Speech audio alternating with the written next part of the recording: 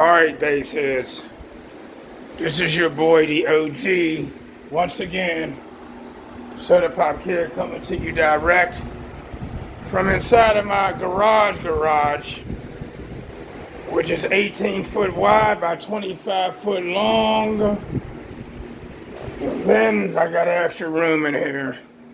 I got everything set up. So everything's pretty much settled and set up in here. Alright.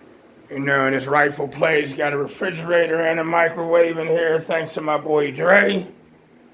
You know, I made a little stand, a little platform for it right there so it wouldn't sit on the floor. So it's up on this little platform. All we gotta do now is get us some drinks in there, some refreshments, and next week, Monday, the plumbing is gonna get done because there's a bathroom in there. Boom. Alright, that's gonna get done next week. Right, so then we'll have a bathroom to go to the bathroom, and then a sink can be put here.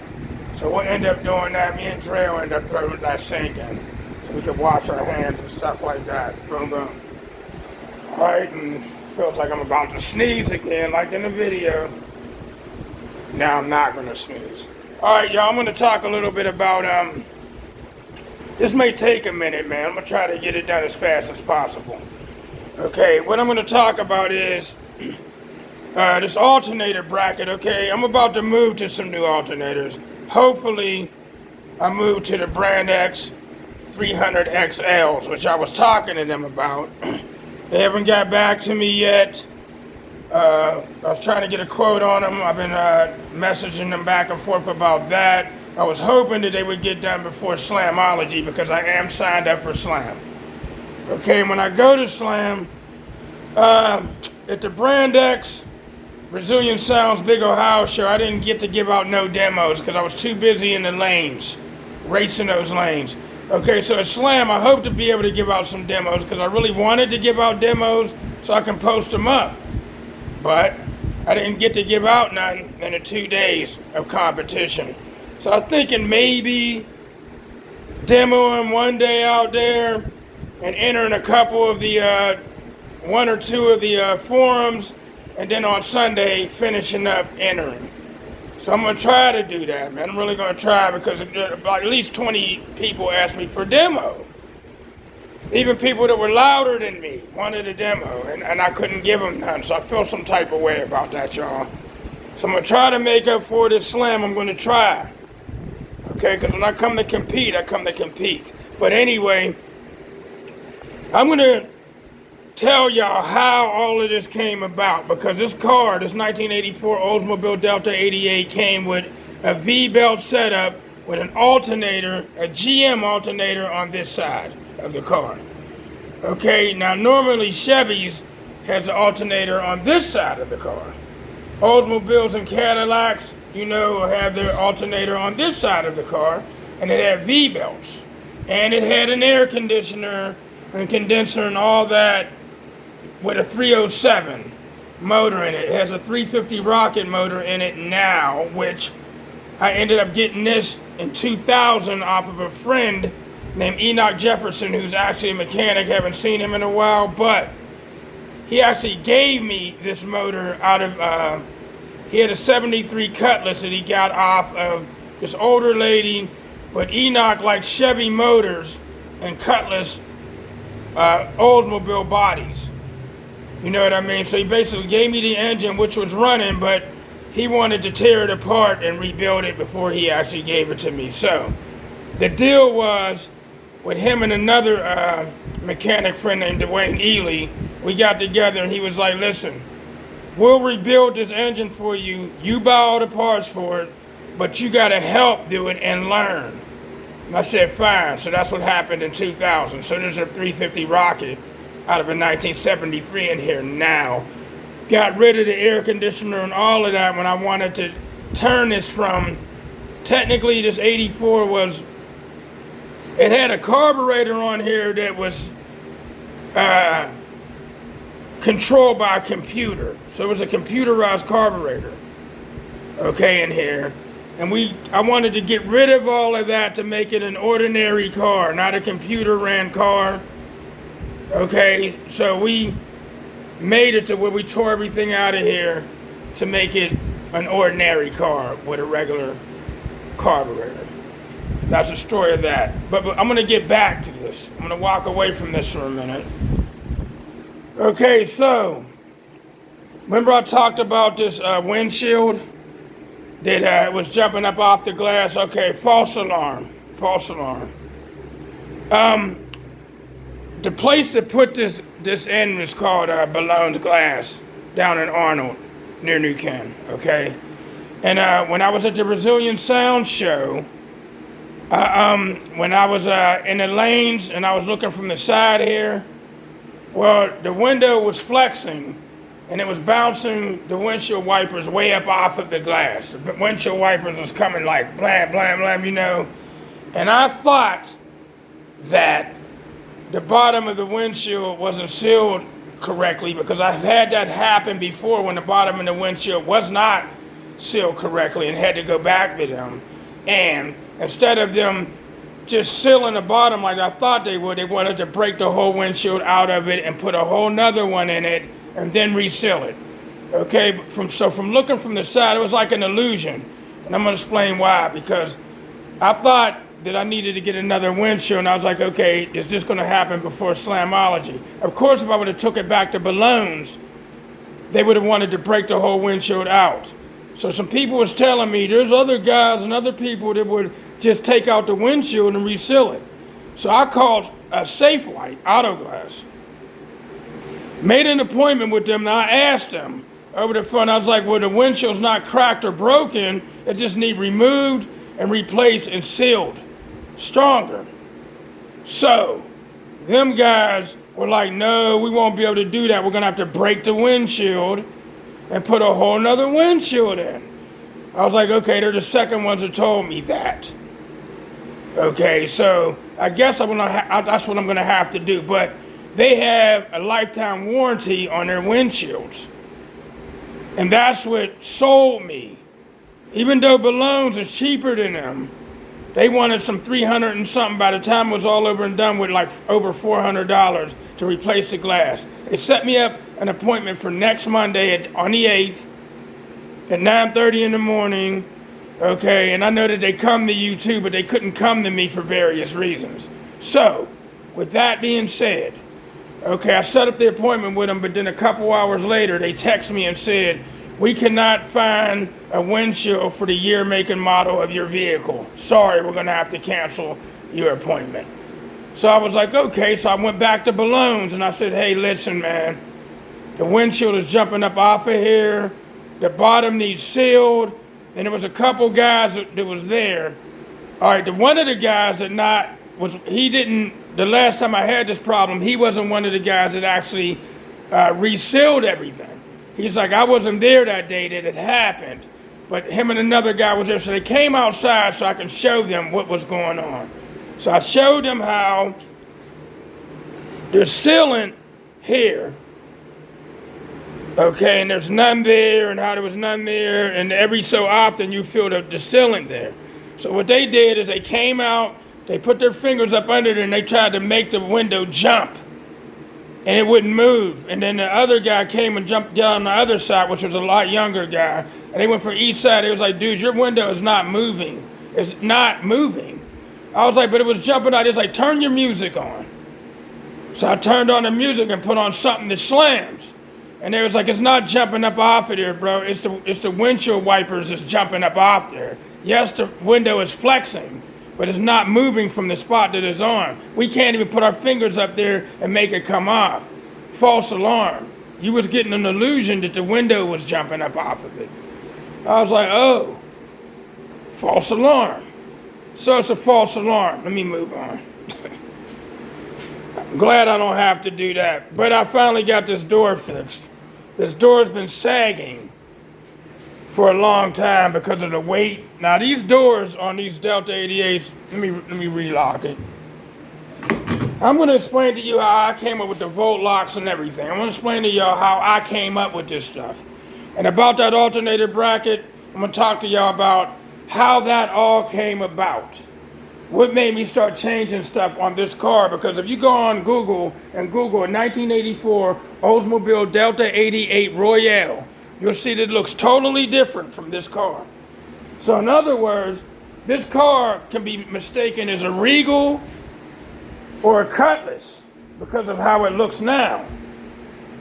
You know what I mean? It looks nothing like a Delta right now. So this door, me and my boy Ben Hank jumped on this door on Monday. We took the whole door off to get to those hinges. And my idea was to, because the pins, the regular pins and the bushings was made out of brass and they were breaking. The bushings kept breaking. Okay, we couldn't find nowhere where they sold steel bushings.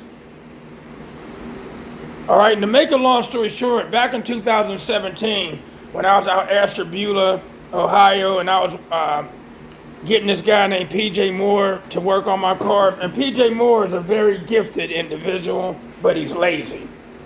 But nevertheless, he had did some things to both of these doors, and he said once I'm done with them, they'll never sag again. Well, they started sagging again.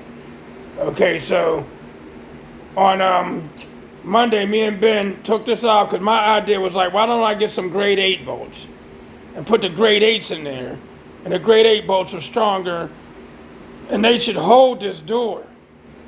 But then there was people that was telling me that will work, and then Ben and some other people figured out, yeah, it'll work for a little while, but the grade 8 bolts will rub up against the steel hinge, and somewhere along the line it's going to start wearing that metal out, and then it's going to do it again.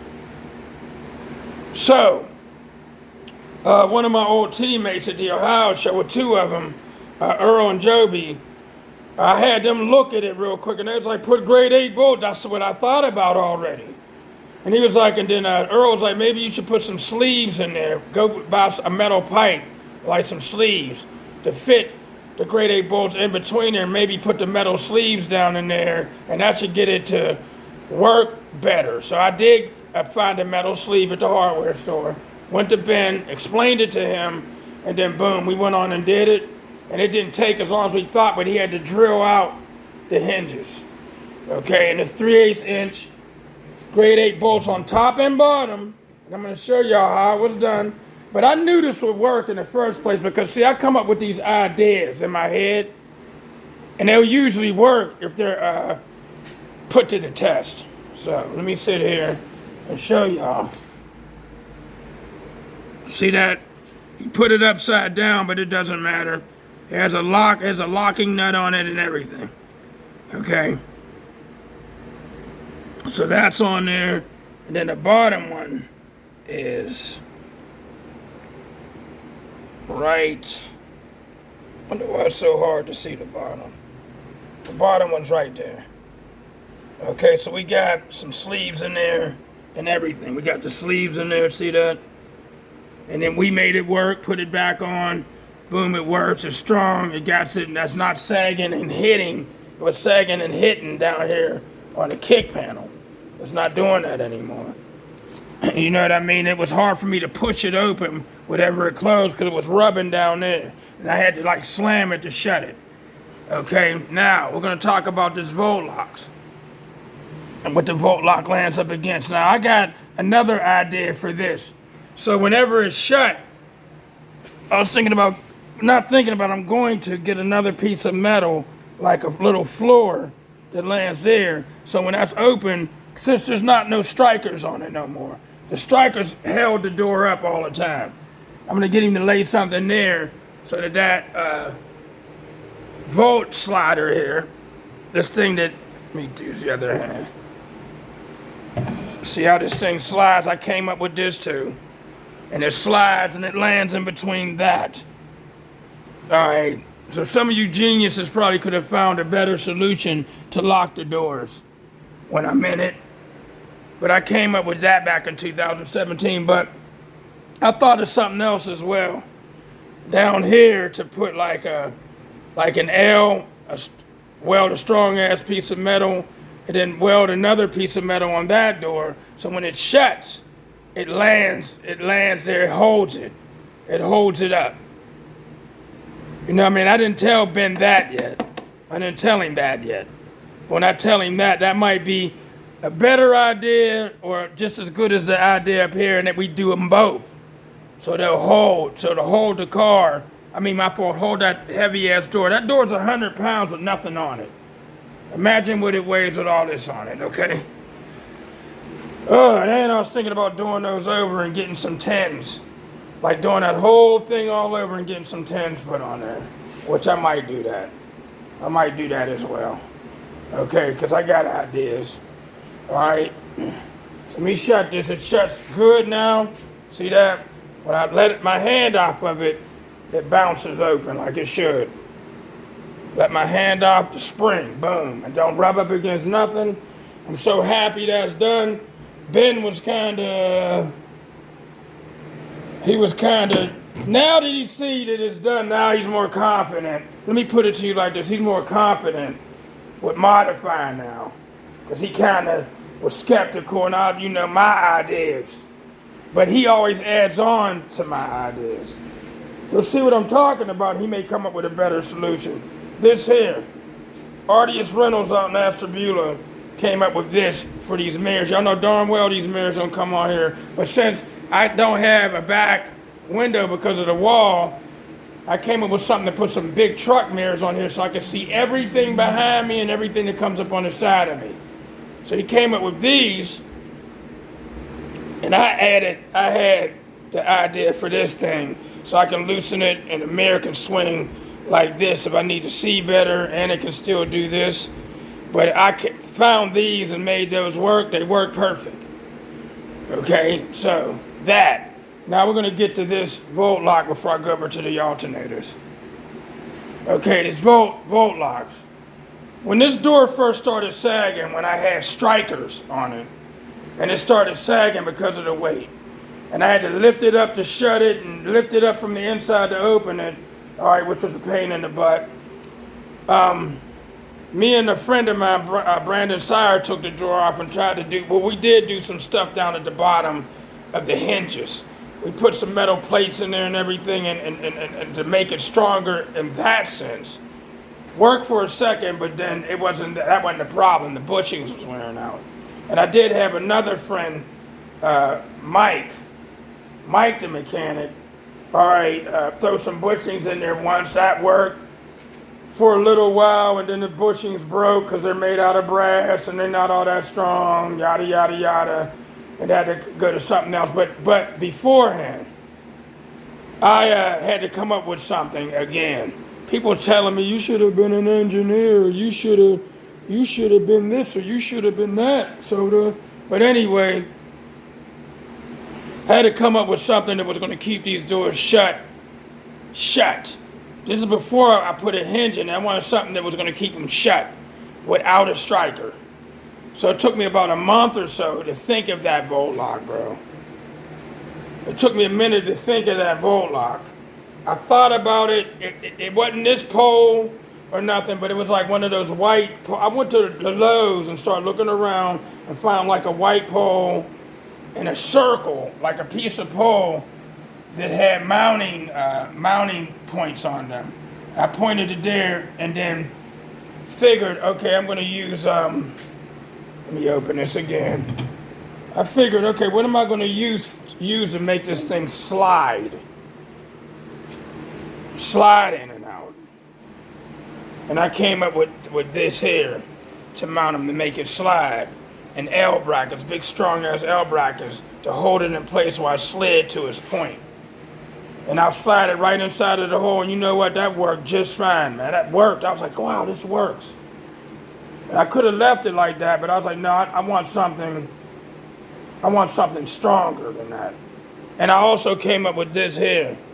I drilled a hole through here and then put a nut, and I made the other hole bigger on the back of it so I could put a nut through there and tighten that down. But then when I went to PJ Moore, they came up with just welding this on her. So I can go like this, right? So I had it like that. And then when I be basing going up and down the street, this thing would start doing this. And then all it needed to do from there is start moving that way and the door would have opened up on me. So I came up with this here. So if it moves up, it stops it. Had to think of that. That's me, Einstein. Only if I knew how to weld, right? If I knew how to weld, boy, oh boy. I can learn from anybody. Instead of going to school for it, I can learn to do little welds like that. So that's how that came about, and then I just needed a regular handle on here. And the lock, that hasp and shackle. They got these locks on Amazon. It's like a combination lock, and it would go across there. So I made it fit. I made a plate for it, and it was working just fine. And guess what, man? In Park and Pound, it broke one day. In Park and Pound, in front of everybody, it just broke. So I went and found these. I found that. And I swear to you, people started finding out how I did this and asking me questions on Facebook. Hey man, where'd you get that from? And I was telling them where to get it and all that, and a couple haters jumped on there hating for no damn reason. Well, if we really want to break in the car, we really can get in there and get that. Somebody that really want to get in the car can take time to really get in the damn car. If you had time to get through the plexi, get through this, get through that, and do this and do that and get the locks off, man. There's haters coming on there with. I wasn't trying to hear all that. But anyway, I got them on the back as well, on the trunk. I painted them black. And then I was thinking about putting them on the hood as well. Okay, so that's how I came up with that. All right, now, I'm moving faster than the last video. I made a video, man, and it was like 40 minutes long. Let's get to this. This is probably going to take the longest time to talk about. Right here. And while I'm here, I like to add, man, you know what pisses me off, dude? Because when somebody goes to somebody to get a stereo system put in, and it doesn't work out, and I'm the last resort to call. Now they're calling me, man, something's the matter with my radio. I won't come to see what's the matter with the damn radio. Something's the matter with my amp. And I'm like, go back to the person that put it in. Man, I mean, we heard that I was like, you probably heard that from the beginning and didn't come to me. I technically stopped building for people around here unless they were serious. You know what I mean? I ain't got time for two-faced ass people, dude. I told people that, man. I ain't got time for that, bro. And if you want a system built, get a real system. Quit messing with this BS until you find out you want something real. El cheapos. But anyway, let's talk about how I came up with this whole idea. Okay, I had a V-belt setup on here. And then when I started getting sound systems in here, I wanted a second alternator put on this side. Like I said, the Oldsmobile GM alternators was on this side, and I had got a Ford third generation alternator put here because at the time they were saying the Ford alternators were the best alternators out there. That's what they were saying. Okay, so years ago, like way back in the 90s, I got a Ford. I still got that Ford alternator, third generation. It was like 190 amps or something I got when I had a basic stereo system in there. But somewhere along the line, I wanted a second one. And the place I was going to get the alternator was called A1 Automotive Electric that was in Turtle Creek. They're closed down now. I was going to Mike to get that a third generation, but I didn't have a bracket on this side. Now back in 1974 and below, the alternator was on this side on the Oldsmobile, this side, the passenger side. I went through hell trying to find that bracket that went on this side of the motor. I couldn't find it in no junkyard. It would have been just easy, just put it on there and put the alternator on there. And then I would have had to get a pulley that had 2 grooves in it or 3 grooves. But, there was this mechanic shop, he's still around, this mechanic shop called Wholesale Transmissions, okay? He's still around. His name's Mike as well. I know a lot of mechanics named Mike. But anyway, he had this Chevy bracket, aluminum bracket that he got off of Amazon, no, my fault, Summit Racing, that he was able to fabricate and make fit here. So this took some years, but finally he was able to make that other alternator fit on this side with a pulley with 2 grooves in it. Bam! Finally. Alright, and then I did some little modifications to that later on and made it work better than what it was working. Alright, so, boom, I had 2 alternators, but then meeting PJ Moore and going to competitions and seeing guys with 3 and 4 alternators, I was like, man, if I get more alternators, they'll feed the batteries better. When I was running AGMs and lead acid batteries in my trunk and behind my seat. Well, anyway, I met PJ Moore through competitions, and he knew how to weld real good and fabricate.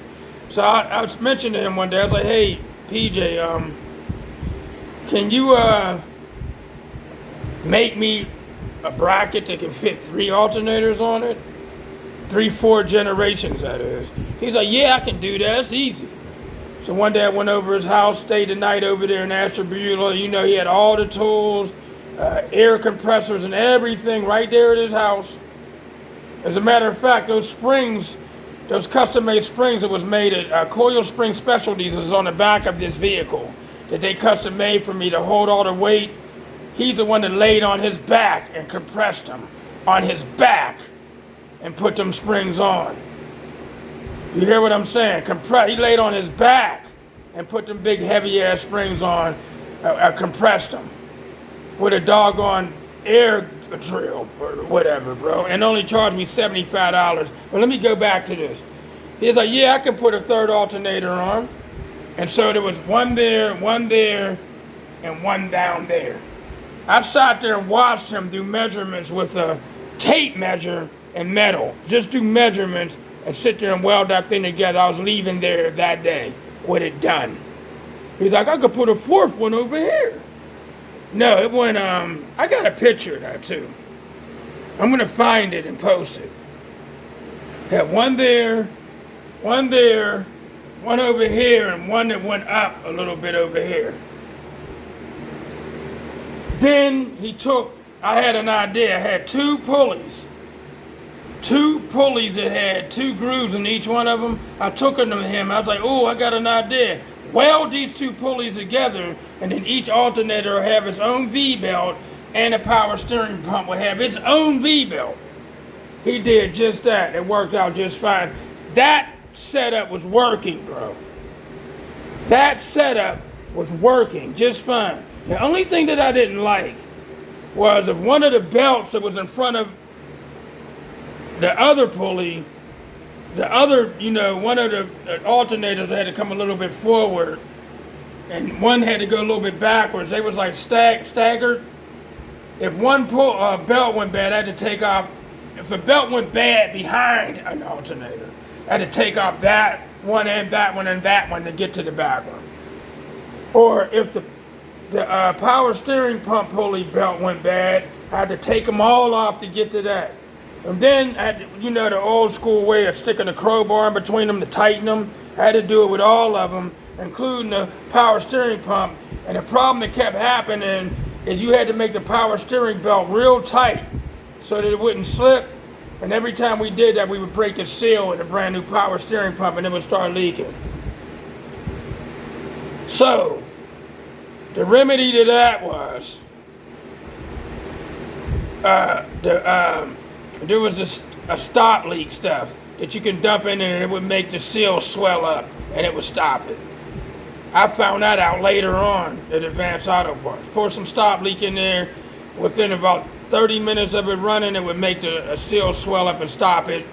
And I could have left it that way and it was working that way. I had to find all the different sizes of the belts to stretch where they stretch and all that. It used to have to be me and another guy to pull that crowbar back.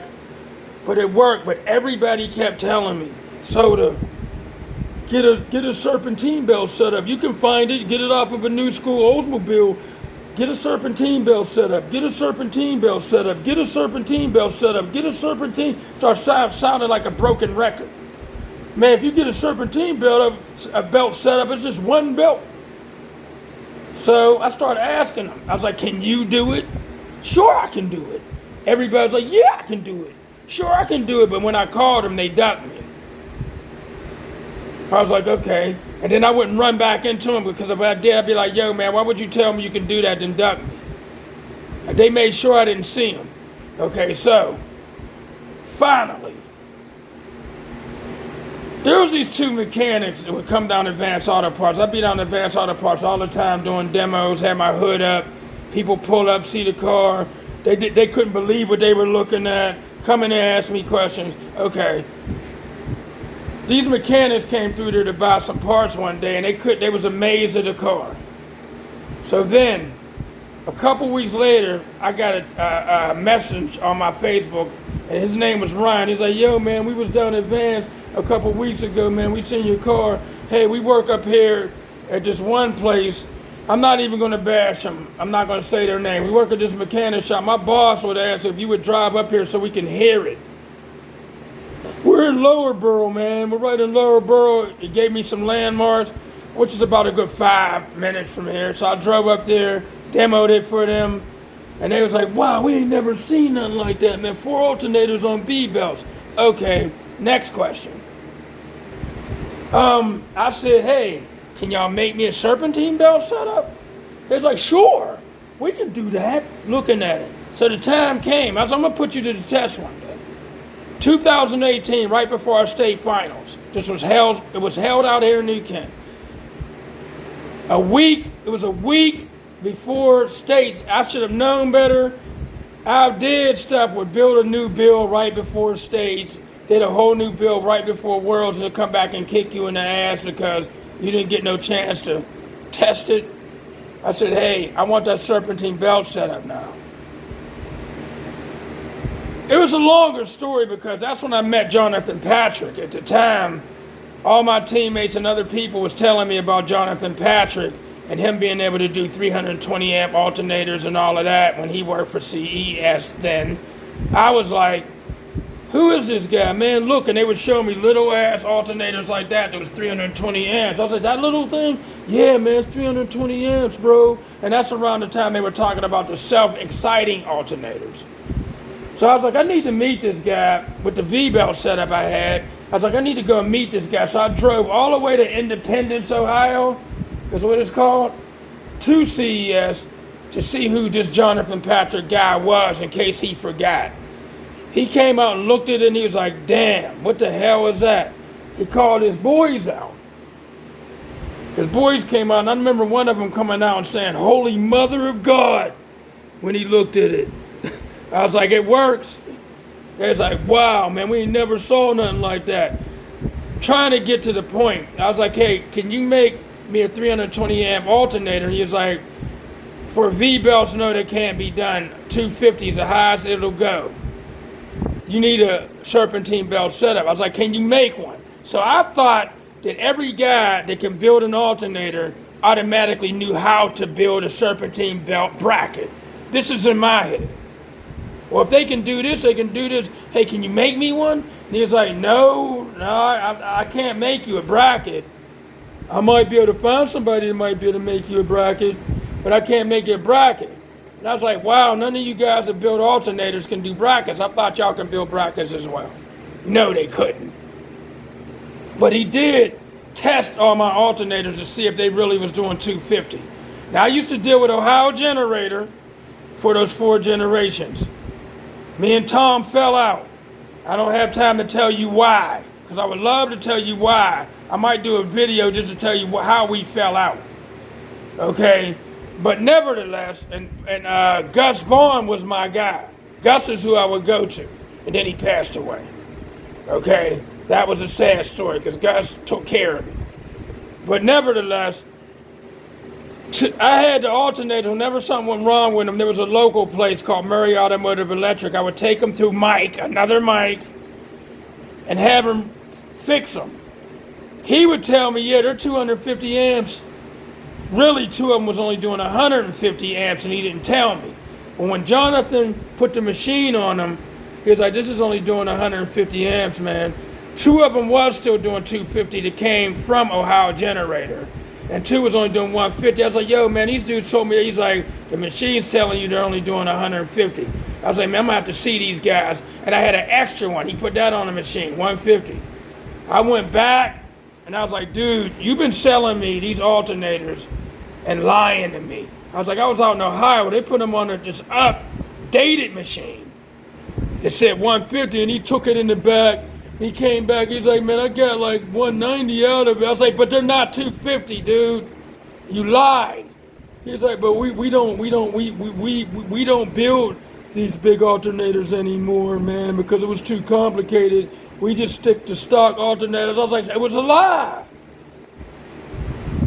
So with that being said, he brought out one of these Dodge Diesel Cummings.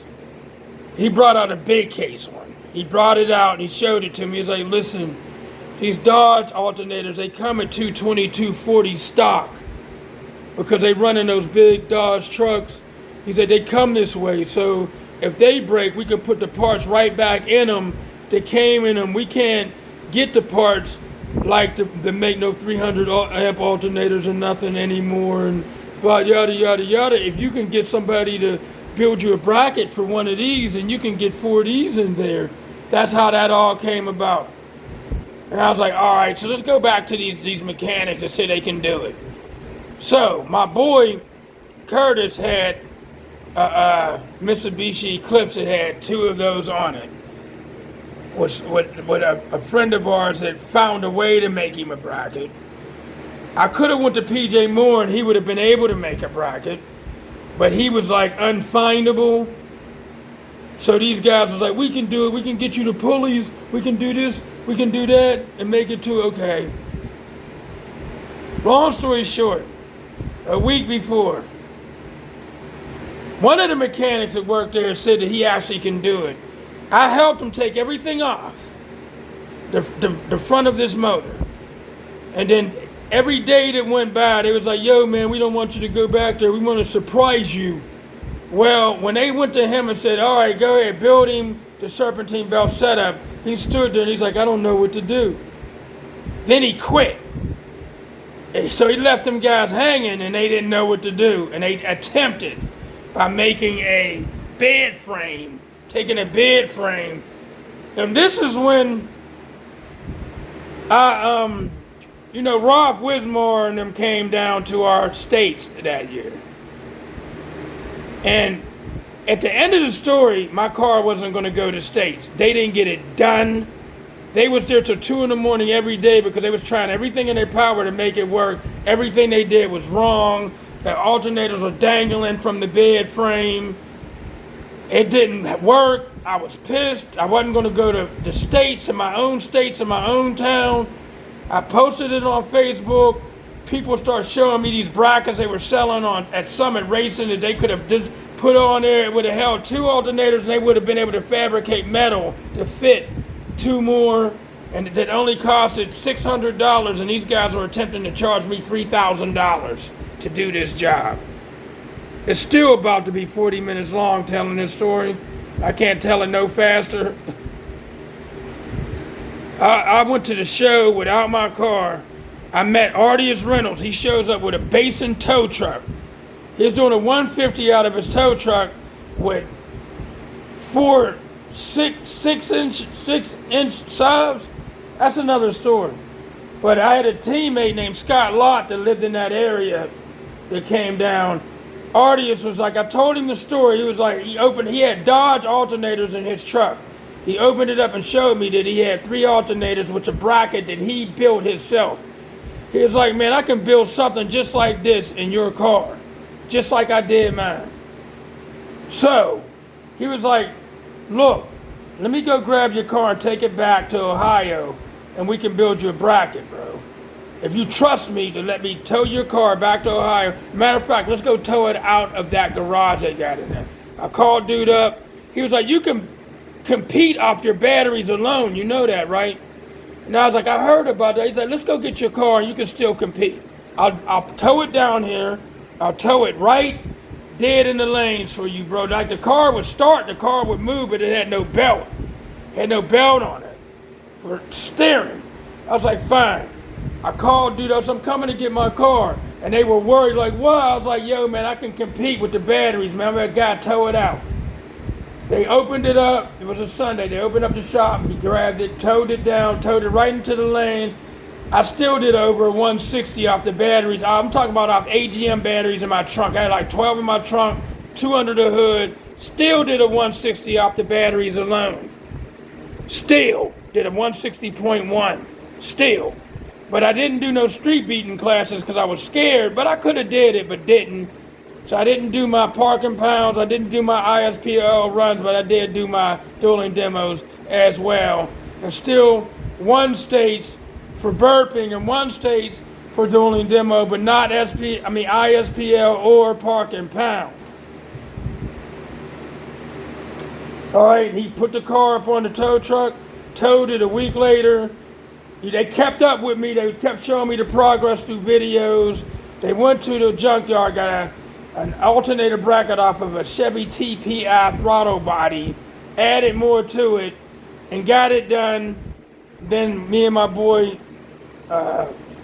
Brandon Sire, took a drive down there to pick it up. I let Brandon drive I had a Mini Cooper at the time, that's another story, for my second vehicle, and we drove it down there.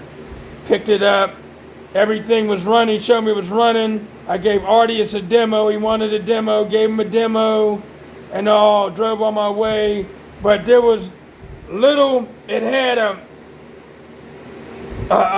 spring-loaded Chevy tensioner on there, and that tensioner was on the top, and it kept stretching out belts. So that was a problem. So when I fired up, it would scream, and every time I started, it would scream, and every time I entered a competition, it would scream and smoke. And then I started on my journey of trying to stop it from doing that. And it took me every bit of like 2 to 3 years to stop it from doing what it was doing. I tried everything, got bigger pulleys, did this, changed different size belts, fitted smaller belts on there to stop that problem, until somebody finally told me about a manual tensioner across Facebook. This is still going to be 44 minutes long, y'all. I went through hell.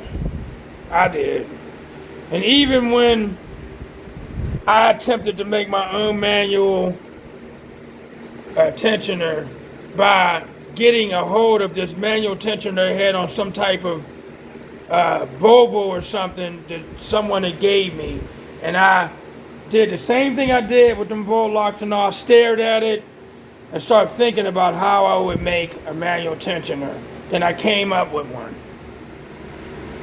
The prototype of this looks similar to this. I did it with just nuts and bolts, went to a mechanic shop and had them weld when I needed to weld, and it worked. And then I took that down to Glenshaw Steel and had them copy it, but make it more professional looking. As these bumpers was made at Glenshaw Steel, I designed them like I designed that, and boom, I designed these steel bumpers. I made them out of wood first and actually put them on there. Then they wouldn't inspect it, the car. So then I went to Glenshaw Steel, did all the measurements and everything. They did what I drew.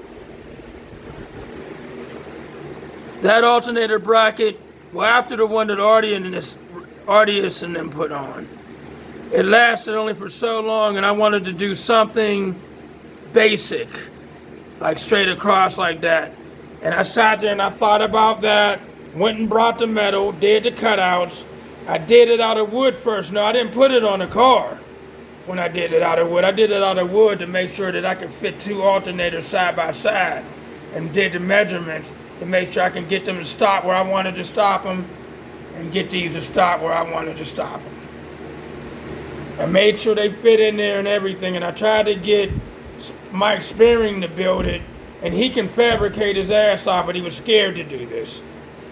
So I did all the cutting out.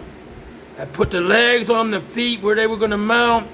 I came up with how I was going to They were going to bend the fit on a power steering pump and everything. And had a friend of mine, another Mike Simpson over at Simpson Tire. He came over, I talked to him, he came over and welded everything together. Boom, there you go. So I did all the lining up, got a Daco laser tool, this, that, and the other, and boom, got it to work. Y'all understand? Y'all see 45 minutes in, man. I hope this can all fit on Facebook. If it can't, then it will fit on YouTube. People, now I'm looking to get these here are the small case 320s that I got done at CES. Now I got the large cases.